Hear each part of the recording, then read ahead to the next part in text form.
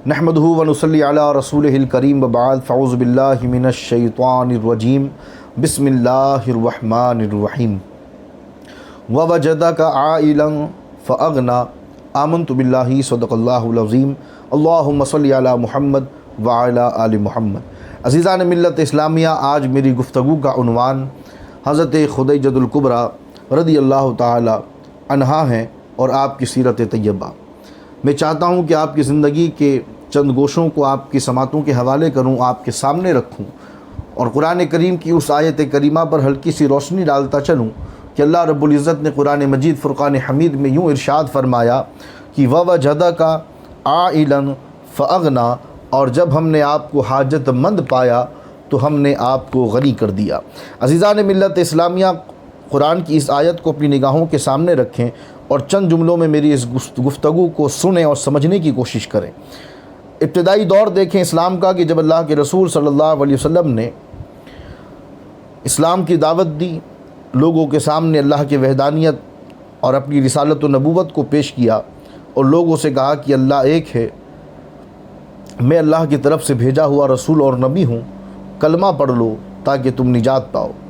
इब्तिदाई दौर इस्लाम का इतना सख्त था कि एक साथ लोगों ने बड़ी तादाद में कलमा नहीं पढ़ा, चंद लोग कलमा पढ़कर दायरा इस्लाम में दाखिल होते रहे।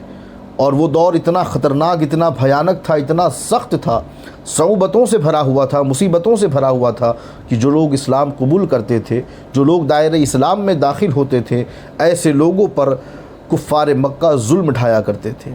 यहाँ तक कि हुक्का पानी भी बंद कर दिया गया।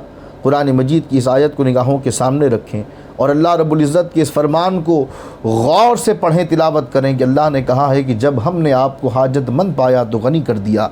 हालात इतना बुरे हो गए कि अल्लाह के रसूल सल्लल्लाहु अलैहि वसल्लम को ये डर दिल में पैदा हुआ कि कहीं ऐसा ना हो कि जिन गरीब लोगों ने कलमा पढ़ा है, जो लोग दायरे इस्लाम में दाखिल हुए हैं, हालात से परेशान होकर कहीं ये अपने कदमों को पीछे न हटा लें। ऐसे दौर में जब इस्लाम गुर्बत में था, इस्लाम गुर्बत के आलम में था, ऐसे दौर में अगर किसी के माल ने इस्लाम को नफ़ा पहुँचाया है, इस्लाम को फ़ायदा पहुँचाया है, तो वो हज़रत खुदैजतुल कुबरा रदियल्लाहु ताला अन्हा का माल है। आप ही के माल ने इस्लाम को नफ़ा पहुँचाया और गरीब इस्लाम बाद में आगे चलकर अमीर बन गया। अज़ीज़ान मिल्लत इस्लामिया, हज़रत खुदैजतुल कुबरा के इब्तिदाई हालात जो किताबों में हमें मिलते हैं, आपकी सीरत बताती है कि 25 साल से भी कम उम्र थी आपकी कि आपके दोनों शौहर जिनसे आपने निकाह किया था, पहले शौहर अबू हाला, दूसरे शौहर अतीक मखज़ूमी, दोनों इंतकाल फरमा गए। उसके बाद हज़रत खुदैजतुल कुबरा रदियल्लाहु ताला अन्हा ने अपनी पूरी तवज्जो बिज़नेस की जानिब कर दी, तिजारत की जानिब कर दी। और आपकी सीरत तैयबा बताती है कि आप अरब की बड़ी ताजिरा थीं। आपका माल ऊँटों पर लद कर शाम, ईरान और भी उसके अलावा बहुत से ममालिक में जाया करता था। बहुत बड़ी ताजिरा थीं और आप ज़ाहिरी और बातिनी तौर पर इस कदर पाकीज़ा थीं कि अरब की ख़वातीन और अरब के लोग आपको ताहिरा कहकर पुकारा करते थे। अज़ीज़ान मिल्लत इस्लामिया, आपका एक ग़ुलाम भी था जिसका नाम था मैसरा। दिन गुज़रते गए, वो वक्त भी आया कि आपकी सीरत में इंतहाई खूबसूरत वाक़िया जो मेरी निगाहों से गुज़रा आपकी समातों के हवाले कर दूँ कि हज़रत खुदैजतुल कुबरा रदियल्लाहु ताला अन्हा रात में सोई। आपने ख्वाब देखा कि आसमान से एक सूरज आपके घर में उतरा और उसकी रोशनी से आपके घर के दरो दीवार रोशन हो गए, मुनव्वर हो गए और रोशनी चारों तरफ फैल गई। फिर आपने देखा कि वो रोशनी फैलती चली गई। जब ये ख्वाब आपने देखा तो फ़ौरन बेदार हुई। बेदार होने के बाद आपने चारों तरफ देखा तो अंधेरा ही अंधेरा था। सुबह हुई, आप फ़ौरन अपने भाई, चचाजाद भाई वरक़ा बिन नौफल, जिनको आसमानी किताबों पर महारत थी और आप आसमानी किताबों के आलिम थे, हज़रत खुदैजतुल कुबरा रदियल्लाहु ताला अन्हा अक्सर जो है कि वरक़ा बिन नौफल के पास जा कर के आसमानी किताबों को सुनती थी, अंबिया किराम के वाक़यात को सुना करती थी और बचपन ही से आप इंतहाई दीनी खातून थीं। लहव व लैब, फजूल बातों से आप इज्तनाब किया करती थीं। इंतहाई पाकीज़ा, तय्यब طیب اور پاکیزہ آپ کی سیرت طیبہ تھی۔ عزیزان گرامی، آپ فوراً جو ہے کہ صبح اٹھنے کے بعد اپنے چچا زاد بھائی ورقہ بن نوفل کی بارگاہ میں ان کے یہاں آئی گھر میں۔ جب ورقہ بن نوفل نے دیکھا تو فوراً گھبرائے اور کہا کہ چچا زاد بہن، اچانک اس وقت آنے کا کیا سبب ہے؟ کون سی چیز تمہیں میرے پاس لے آئی؟ تو حضرت خدیجۃ الکبریٰ رضی اللہ تعالی عنہا نے اپنے چچا زاد بھائی کو وہ خواب سنایا اور کہا کہ بھائی، میں نے رات کو یہ خواب دیکھا ہے کہ آسمان سے ایک سورج میرے گھر میں اترا اور اترنے کے بعد اس سورج کی روشنی نے میرے گھر کو روشن کر دیا اور وہ روشنی پھیلتی چلی گئی۔ ورقہ بن نوفل فوراً جو ہے کہ آسمانی کتابوں کو کھولتے ہیں اور خواب کی تعبیر کا پتہ کرتے ہیں۔ جب آسمانی کتابوں کو کھولا اور خواب کی تعبیر جب نگاہوں کے سامنے آئی تو چہرہ جو ہے کہ خوشی کے مارے چمک اٹھا، دمک اٹھا، تمتما اٹھا۔ ورقہ بن نوفل اپنی چچا زاد بہن سے کہتے ہیں کہ بہن، تمہیں مبارک ہو، ان قریب نور نبوت تمہارے گھر میں جلوہ گر ہونے والا ہے۔ ان قریب نور نبوت تمہارے گھر میں جلوہ گر ہونے والا ہے اور تمہاری زندگی میں ایک بہت بڑا انقلاب آنے والا ہے۔ اللہ نے تمہارے ساتھ خیر کا ارادہ کیا ہے۔ ان قریب تم دیکھو گی کہ اللہ رب العزت تمہیں نور نبوت سے جو ہے کہ نوازے گا، سرفراز فرمائے گا۔ عزیزان گرامی، یہ بات سننے کے بعد حضرت خدیجۃ الکبریٰ اپنے گھر آ گئیں۔ ایام گزرتے گئے، وہی ساری باتیں آپ کے ذہن میں آتی گئیں، اور دوسری طرف حضور نبی کریم صلی اللہ علیہ وسلم چونکہ اپنی زندگی کے مراحل طے کر رہے تھے اور آپ کی صداقت، آپ کی امانت، آپ کی دیانت داری، آپ کی سچائی، آپ کے حسن اخلاق کے چرچے پورے مکہ میں تھے، اور ان تمام چیزوں سے حضرت خدیجۃ الکبریٰ بھی دھیرے دھیرے واقف ہونے لگ گئیں۔ مختصر یہ ہے کہ حضور نبی کریم صلی اللہ علیہ وسلم کے چچا حضرت ابو طالب رضی اللہ تعالی عنہ نے اپنے بھتیجے یعنی حضور نبی کریم صلی اللہ علیہ وسلم کو ایک مرتبہ ارشاد فرمایا، کہا کہ بیٹا، میں چاہتا ہوں کہ تم خدیجہ کے مال کو لے جاؤ تجارت کے لیے اور تم تجارت کرو، کیونکہ خدیجہ بہت سے قریشیوں کو اپنے مال کی تجارت کے لیے بھیجا کرتی ہیں۔ میں چاہتا ہوں کہ تم بھی جاؤ اور تجارت کرو۔ حضور نبی کریم صلی اللہ علیہ وسلم نے آپ کی درخواست اور جو کچھ بھی آپ نے فرمایا تھا اسے قبول کیا۔ مختصر حضرت خدیجۃ الکبریٰ رضی اللہ تعالی عنہ کا مال لے کر تجارت کے لیے آپ نکلے شام کی اور۔ غلام میسرہ بھی ساتھ تھا۔ میسرہ کا بیان ہے اسد الغابہ اور بھی دیگر تواریخ اور سیرت کی کتابوں میں آپ کو یہ جملے اور یہ باتیں ملیں گی۔ میسرہ نے کیا دیکھا کہ محمد عربی صلی اللہ علیہ وسلم جس راہ سے بھی گزرتے بادل سایہ کرتا، جب آپ کسی مال پر ہاتھ رکھ دیتے تو اللہ اس میں برکت عطا فرما دیتا، جس درخت کے نیچے بیٹھ جاتے ٹہنیاں جھک کر کے آپ کو سایہ کیا کرتی تھیں، جس پتھر پہ آپ قدم رکھ دیتے پتھر پر نشانات پڑ جایا کرتے تھے۔ یہ ساری چیزیں شام کے سفر میں میسرہ نے دیکھی۔ جب سفر سے واپس لوٹے میسرہ نے آنے کے بعد حضرت خدیجۃ الکبریٰ کے پوچھنے پر یہ ساری باتیں بتائیں کہ جس شخص کو آپ نے بھیجا تھا جس کا نام محمد ہے، اس سے تو معجزات کا ظہور ہو رہا ہے، کبھی بادل سایہ کرتے ہیں، کبھی جو ہے کہ پتھر ان کے قدموں کو اپنے سینے میں اتار لیتے ہیں۔ اللہ اکبر۔ یہ ساری چیزیں سننے کے بعد حضرت خدیجۃ الکبریٰ کے دل میں جو حضور کی محبت تھی، جو عزت تھی، اور بڑھنے لگ گئی۔ وقت گزرتا گیا۔ روایت کہتی ہے کہ حضرت خدیجۃ الکبریٰ نے ایک خاتون کے ذریعے حضور نبی کریم صلی اللہ علیہ وسلم کی بارگاہ میں رشتہ بھجوایا۔ خاتون پہنچی۔ پہنچنے کے بعد حضور نبی کریم صلی اللہ علیہ وسلم کی بارگاہ میں آ کر عرض کرتی ہیں کہ یا رسول اللہ، آپ شادی کیوں نہیں کرتے؟ تو اللہ کے رسول نے ارشاد فرمایا کہ میرے پاس مال نہیں ہے، میں کیسے شادی کروں؟ کیونکہ اس دور میں عرب کی یہ ریت تھی، یہ رواج تھا کہ جس کے پاس مال ہوتا، جس کے پاس دولت ہوتی، جو قبیلے کے سردار ہوتے، بڑے لوگ ہوتے، عمراء ہوتے، ان لوگوں کی شادیاں بآسانی ہو جایا کرتی تھیں۔ مختصر یہ کہ اس خاتون نے کہا کہ یا رسول اللہ، اگر میں آپ کو ایک ایسی خاتون کی پیشکش کروں کہ جو امیر بھی ہے، جس کے پاس دولت بھی ہے، اللہ نے اسے ظاہری حسن بھی دیا ہے، باطنی حسن بھی دیا ہے، سیرت اس کی پاک ہے، لوگ اسے طاہرہ کہتے ہیں۔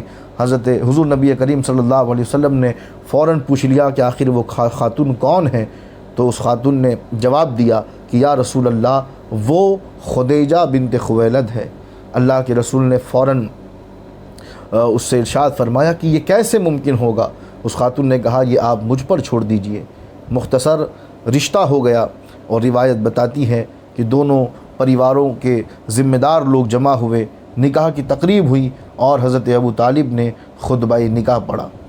یہ تو نکاح کے معاملات تھے جو میں نے چند لفظوں میں آپ کی سماعتوں کے حوالے کر دیے کہ حضرت خدیجۃ الکبریٰ رضی اللہ تعالی عنہا کا نکاح کس طرح سے ہوا، کون سی چیزیں ذریعہ بنی اور کن لوگوں کے ذریعے رشتہ پہنچا، اور کس طرح اللہ کے رسول نے رشتے کو قبول فرمایا۔ اب اصل جو آپ کی زندگی شروع ہوتی ہے وہ ہے حضور نبی کریم صلی اللہ علیہ وسلم کی زوجہ بننے کے بعد والی زندگی۔ یہ زندگی بہت امپورٹنٹ ہے، اور وہ اس لیے میں آپ کو کہہ رہا ہوں کہ اسلام کا ابتدائی دور تھا، اور اس دور میں جب اللہ کے رسول صلی اللہ علیہ وسلم نے اعلان نبوت فرمایا، جیسا کہ میں عرض کر چکا ہوں کہ کفار مکہ پریشان کیا کرتے تھے، ظلم و ستم ڈھایا کرتے تھے، اللہ اکبر، ایسے عالم میں اگر کسی نے اللہ کے رسول کی ہمت بڑھائی ہے، حوصلہ دیا ہے، ساتھ دیا ہے، پشت پناہی کی ہے اور آپ کے حوصلے کو بلند کیا ہے، تو وہ آپ کی زوجہ ہماری ماں ام المومنین حضرت خدیجۃ الکبریٰ رضی اللہ تعالی عنہا ہے۔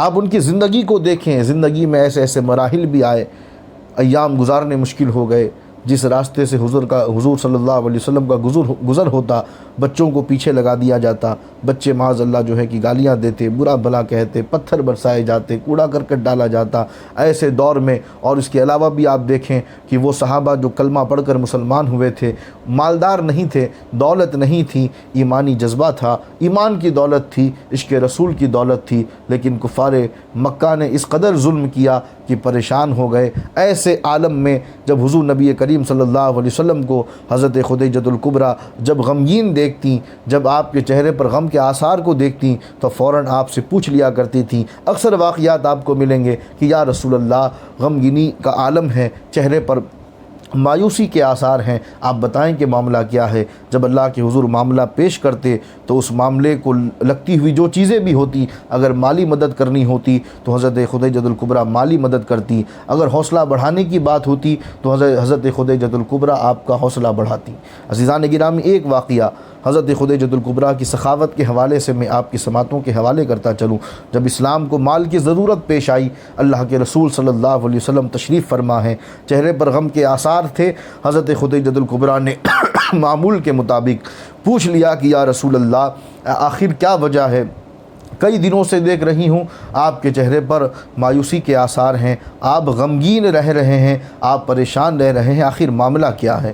تو حضور نبی کریم صلی اللہ علیہ وسلم نے جواباً ارشاد فرمایا کہ خدیجہ، بات یہ ہے کہ جو لوگ مسلمان ہوئے ہیں ان پر کفار مکہ ظلم ڈھا رہے ہیں، پریشان کر رہے ہیں، حقہ پانی بند ہو گیا ہے، انتہائی غربت میں ہے اسلام، اور مجھے اس بات کا ڈر ہے کہیں ایسا نہ ہو کہ یہ لوگ غربت سے پریشان ہو کر اپنے قدموں کو پیچھے ہٹا لیں، مجھے یہ بات ستائی جا رہی ہے۔ حضرت خدیجۃ الکبریٰ نے سنا، آنکھوں میں آنسو جاری ہوئے، فوراً کھڑی ہوئی، اور کھڑی ہونے کے بعد صندوق میں جتنی اشرفیاں تھیں تمام اشرفیوں کو لے آئی اور اشرفیوں کی دیوار بنانا شروع کی۔ روایت کہتی ہے کہ اشرفیوں کو جماتے اشرفیوں کی دیوار اتنی اونچی ہو گئی کہ اللہ کے رسول صلی اللہ علیہ وسلم کا چہرہ جو نظر آ رہا تھا وہ نظر آنا بند ہو گیا۔ جب نظر آنا بند ہو گیا تو حضرت خدیجۃ الکبریٰ نے تمام اشرفیوں کو بکھیرا، اور بکھیرنے کے بعد یوں عرض کرتی ہیں کہ یا رسول اللہ، اس ایسے مال کی مجھے کوئی حاجت نہیں جو آپ کے دیدار سے مجھے روک سکے۔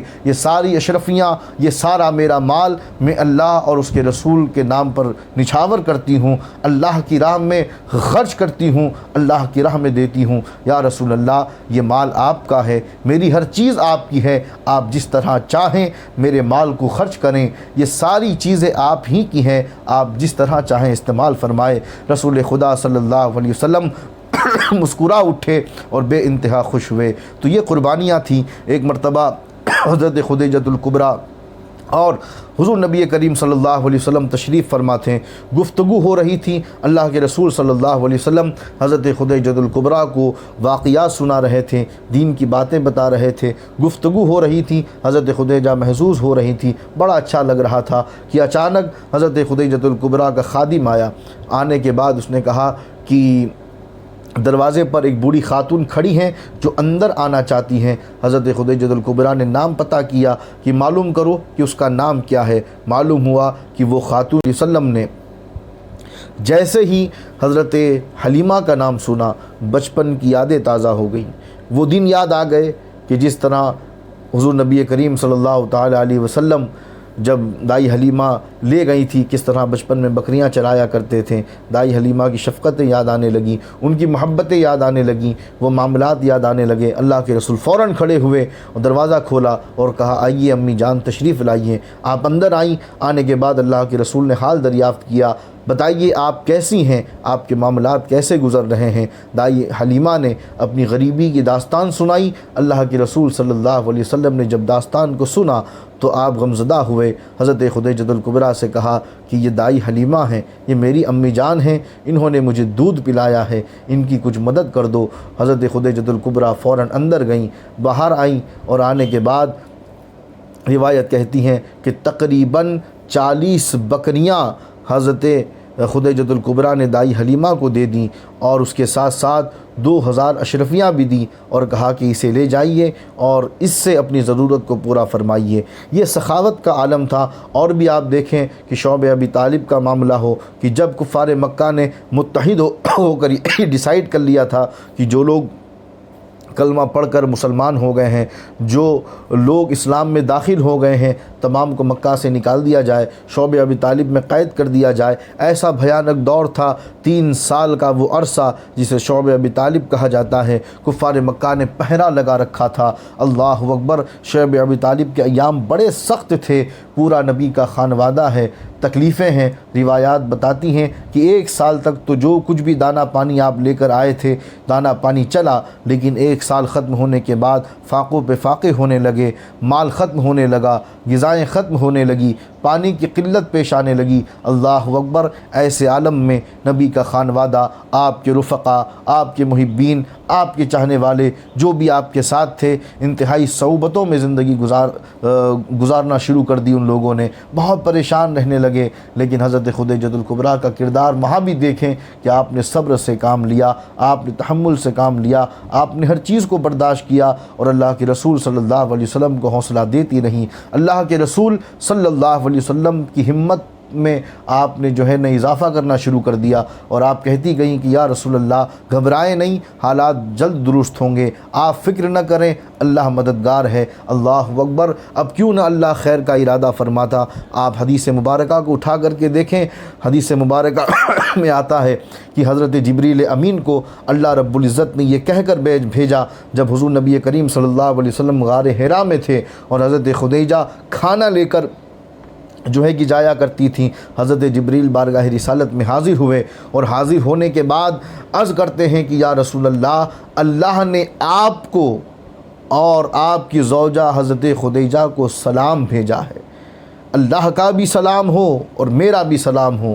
جب وہ آئیں کھانا لے کر تو ان سے کہنا کہ اللہ نے آپ کو سلام بھیجا ہے اور جنت میں آپ کے لیے ایک بہت بڑا انتہائی خوبصورت محل تیار کر رکھا ہے جو موتیوں سے بنا ہوا ہے اور اس میں اتنا سکون ہے جس میں ذرہ برابر بھی شور و گل نہیں ہے، بے انتہا سکون ہے، آرام ہے، راحت ہے۔ اللہ نے ایسا موتیوں والا محل آپ کے لیے جنت میں تیار کر رکھا ہے۔ عزیزان ملت اسلامیہ، کہنے کو تو بہت سی باتیں ہیں۔ حضرت خدیجہ الکبریٰ کی زندگی میں بہت سی چیزیں ہمیں حوصلہ دیتی ہیں، بہت سی چیزیں ہمارے ایمان کو تقویت دیتی ہیں، ہمیں بتاتی ہیں کہ برے حالات میں صبر کس طرح کرنا چاہیے اور ہمیں بتاتی ہیں کہ اللہ کے رسول اور اللہ کی راہ میں مال کو کس جذبے کے ساتھ خرچ کرنا چاہیے۔ یہ ساری چیزیں حضرت خدیجہ الکبریٰ کی زندگی ہمیں بتاتی ہے۔ عزیزان ملت اسلامیہ، حضرت خدیجہ الکبریٰ کی سیرت طیبہ کی اگر میں بات کرتا چلوں، بہت سے گوشے ہیں، اگر روشنی ڈالتا چلا جاؤں گا بہت سا وقت گزر جائے گا، اور میں چاہتا ہوں کہ مختصر وقت میں کچھ باتیں حضرت خدیجہ الکبریٰ کے حوالے سے میں عرض کرتا چلوں۔ عزیزان گرامی، روایات کو اگر آپ اٹھا کر کے پڑھیں، صحیح مسلم، صحیح بخاری اور اس کے علاوہ بھی دیگر کتب حدیث، سیرت کی کتابیں، تاریخ کی کتابیں، بالخصوص اسد الغابہ، اور اس کے علاوہ جو ہے کہ اسماء الرجال کی اگر آپ کتاب اٹھا کر کے دیکھیں، جس میں ایک مشہور نام جو میرے ذہن سے نکل گیا بہرحال، ہاں، سیر اعلام النبلہ، سیر اعلام النبلا، اس کتاب کو اگر آپ اٹھا کر کے دیکھیں تو یہ روایات بہت سی کتب میں محدثین نے نقل فرمائی ہے۔ اور روایت یہ ہے کہ حضرت خدیجۃ الکبریٰ رضی اللہ تعالی عنہا نے جب پردہ فرما لیا، جب آپ دنیا فانی سے کوچ کر گئیں، اللہ اکبر، تو اس وقت اللہ کے رسول صلی اللہ علیہ وسلم پر آپ کے جانے کا غم اس قدر لائق ہوا اور اس قدر آپ پر غم آ پڑا کہ اللہ کے رسول نے پورا سال غم بنایا۔ جب بھی حضرت خدیجۃ الکبریٰ کی یاد آتی تو اللہ کے رسول آپ کے سامان کو اور آپ کی چیزوں کو اٹھا کر کے یاد کر لیا کرتے تھے۔ اور اللہ کے رسول صلی اللہ علیہ وسلم کا یہ معمول بھی تھا کہ جب بھی گھر میں گوشت آتا، بکری کا اچھا گوشت جب آپ کی خدمت میں کوئی پیش کرتا بطور تحفہ، بطور نذرانہ، تو آپ اسے قبول فرما لیا کرتے اور اس میں سے کچھ حصہ آپ حضرت خدیجۃ الکبریٰ کی سہیلیوں کے یہاں پہنچایا کرتے۔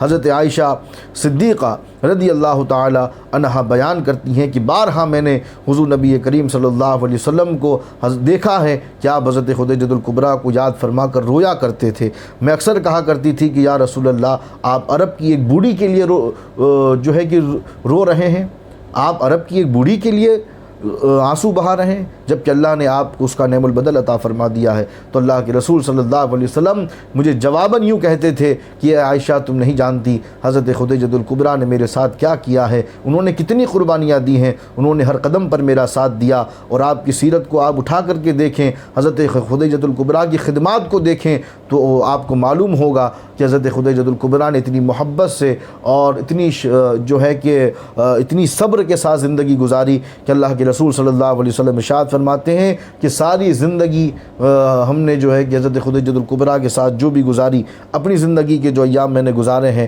ساری یہ زندگی حضرت خدیجۃ الکبریٰ کی جو حضور کے بعد والی ہے، آپ دیکھیں تو کبھی ایسا موقع نہیں آیا کہ مجھے حضرت خدیجۃ الکبریٰ رضی اللہ تعالیٰ عنہ کو ڈانٹنا پڑا ہو، انہیں کچھ کہنا پڑا ہو یا ان سے کسی چیز کو طلب کرنا پڑا ہو۔ میرے منہ سے بات بعد میں نکلتی تھی، حضرت خدیجۃ الکبریٰ پہلے سمجھ جایا کرتی تھی۔ نہ کبھی لڑائی ہوئی، نہ کبھی ڈانٹ ڈپٹ کا کوئی معاملہ ہوا۔ انتہائی محبت کے ساتھ حضرت خدیجۃ الکبریٰ نے اپنی زندگی حضور کے ساتھ گزاری۔ اور میں تو یوں کہوں گا کہ حضرت خدیجۃ الکبریٰ فنا فی اللہ اور فنا فی رسول کے مقام پر فائز تھی۔ آپ نے اپنی زندگی کو اللہ اور اس کے رسول کی راہ میں وقف کر دیا تھا۔ اور تمام محدثین کا اس بات پر اجماع ہے بالاتفاق کہ پورے عرب و عجم میں سب سے پہلے جس نے اسلام قبول کیا وہ حضرت خدیجۃ الکبریٰ کی ذات تھی۔ مرد ہوں یا عورت، عرب و عجم آپ لے لیں، متفقہ فیصلہ ہے تمام محدثین کا کہ جس نے سب سے پہلے اسلام قبول کیا، جس نے سب سے پہلے اللہ اور اس کے رسول کا کلمہ پڑھا، وہ حضرت خدیجۃ الکبریٰ رضی اللہ تعالی عنہا ہے اور آپ کی ذات ہے۔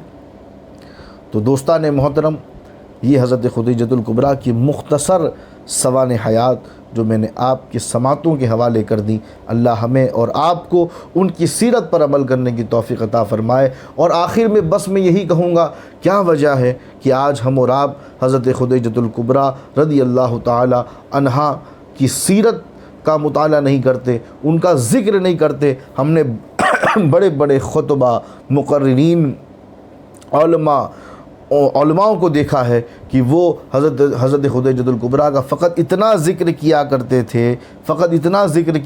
تھے کہ 40 سال کی بیوہ عورت سے حضور نے 25 سال کی جوانی میں شادی کی اور بتایا کہ یہ محمد عربی سہاگن کو ابھاگن بنانے نہیں بلکہ ابھاگن کو سہاگن بنانے آیا ہے۔